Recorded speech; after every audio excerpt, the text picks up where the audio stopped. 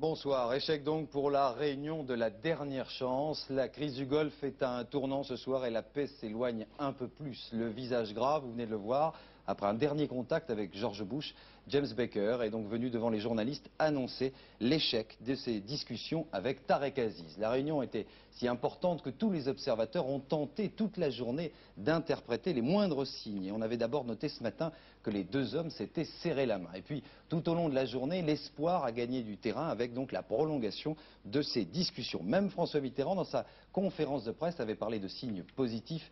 Mais le verdict est tombé à 20 h, heure de Paris. Il n'est pas question donc maintenant que les deux hommes se revoient avant l'ultimatum du 15 janvier. Information que nous allons bien sûr largement développer. Depuis que cette information est tombée, beaucoup de réactions. Joël Hazard nous fait d'abord le récit de cette très longue journée qui s'achève sur une déception à la hauteur bien sûr de cet enjeu. L'Irakien Tarek Aziz a même fait de la surenchère. L'Irak menace maintenant d'attaquer Israël si une opération est tentée contre le Koweït et il refuse la nouvelle offre de contact des Européens. Une poignée de main pour la forme devant les caméras. Difficile de se retrouver face à face après 5 mois d'invectives. Interruption de séance, James Baker, visage fermé, il est d'humeur pensive. C'est le commentaire de la Maison-Blanche qui qualifie de substantielles les discussions.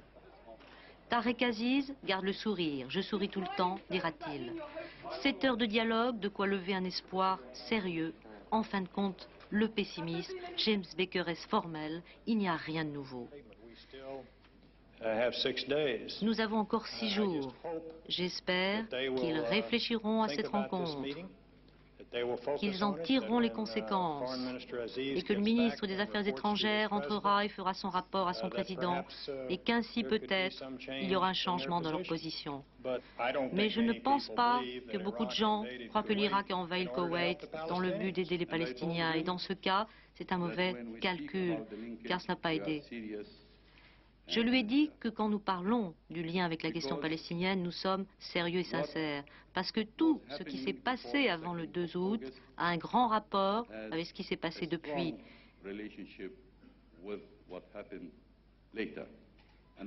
Et je lui ai dit que les États-Unis ont décrété un embargo sur l'Irak avant le 2 août.